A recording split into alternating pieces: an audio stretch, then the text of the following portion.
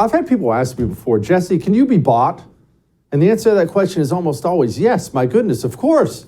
Just pay me a bunch of money. I'll say whatever. No, I'm kidding. I hope I can't be, but I don't know. Somebody offered me $1 million to say something I didn't want to say. I don't know if I could turn that down. I hope I could. I hope I would. I've got sons. I hope I could provide that example. I don't know if I could, though. Jennifer did, though. Jennifer Say, former brand president for Levi's, author of the book Levi's Unbuttoned. You were offered $1 million and you turned it down? Jennifer, what's wrong with you? That's a good question. It just felt too hypocritical. I couldn't do it.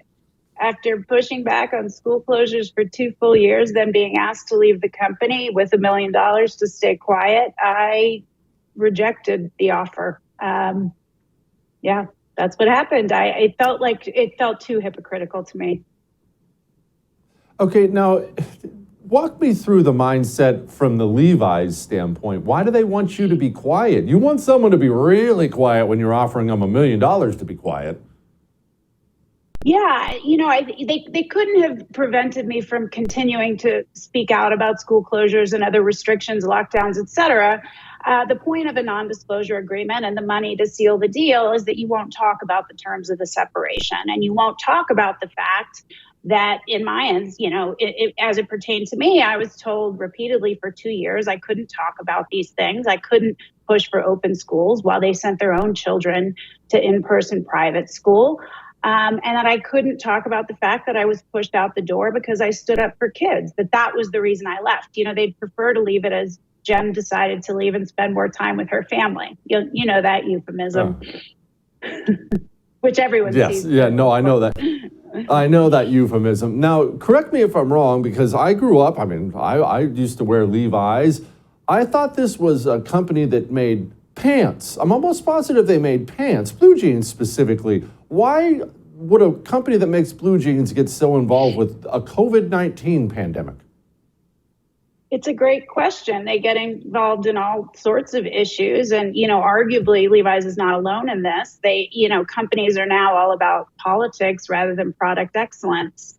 That's just kind of where we are in the world. And we're seeing that play out with other companies as well. And it's incredibly divisive. And when you look at a broad reach brand like Levi's or Bud Light that appeals to all kinds of consumers, it can't help but have an adverse impact in the end, I would say.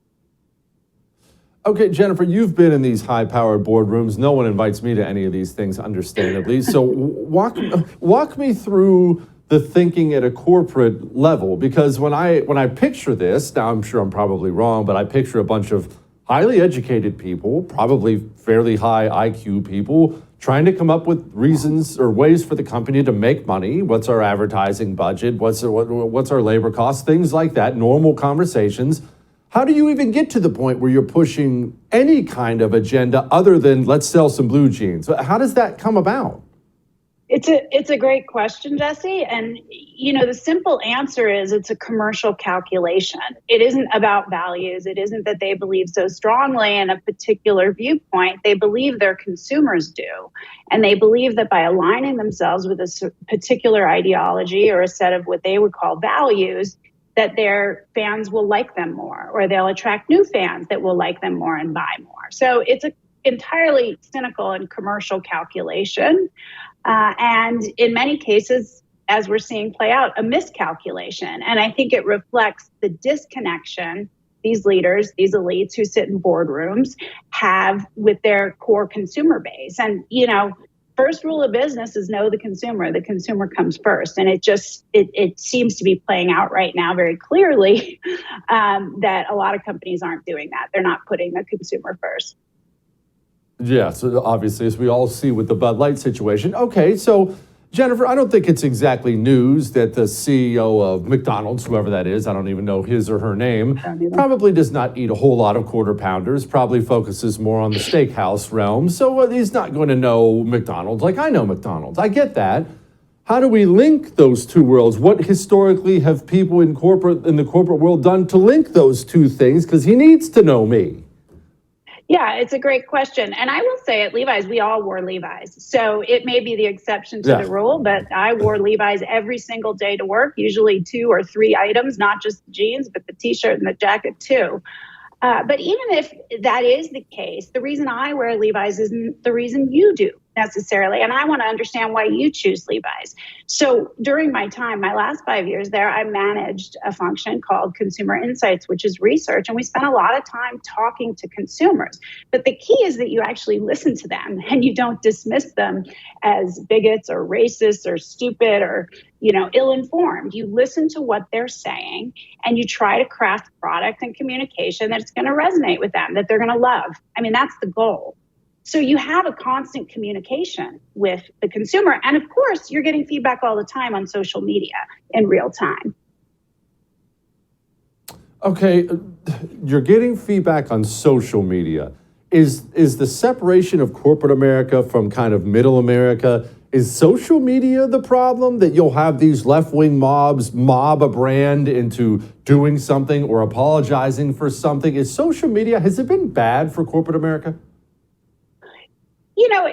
It's an interesting question. I think in the early days, it was good. It sort of gave you the opportunity to have direct one-to-one communication with your fans. Usually that was about product or service. That's a good thing, to get real-time feedback on product or service or marketing.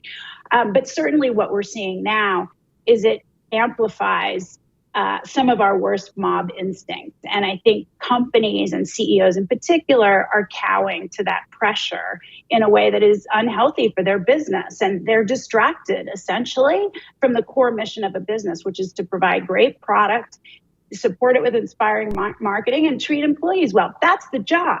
The job is deliver profits to the bottom line, but they're constantly monitoring social media. And as you've stated, there are mobs, which, kind of want to attack and take you down. Now, in the case of Bud Light, which you've mentioned, it's been effective. Bud Light sales were down more than 20% in April. Oftentimes, it's a lot of noise about nothing. But in this particular instance, the fans felt betrayed by the marketing initiative put forward by Bud Light featuring Dylan Mulvaney. Do you think that might have a chance at waking the rest of corporate America up a little bit? I don't expect corporate America to change, but do you think Anheuser-Busch taking it on the chin like that, do you think that might change the conversation in the boardroom next time one of these woke campaigns comes up? I suspect that it has already, and that a lot of companies are gathered in boardrooms and thinking through, how do we get back to business? How do we kind of move away from these controversial stances? How do we get back to focusing on product rather than politics, on ideas rather than ideology? Because it really is, I guess, a wake-up call, because this has had real impact on their business, and it continues. It's not abating. And Bud Light is sort of sitting in a defensive crouch in the corner, hoping for it to pass, and it's not passing.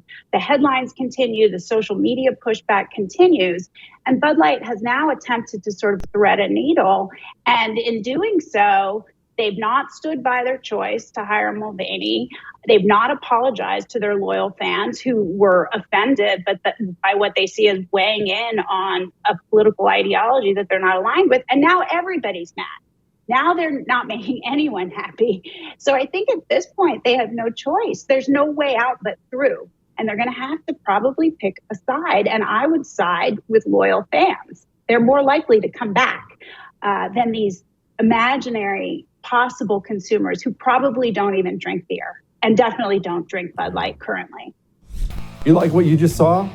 Subscribe to the YouTube channel. The First TV has a YouTube channel. It's outstanding. Go hit that subscribe button now.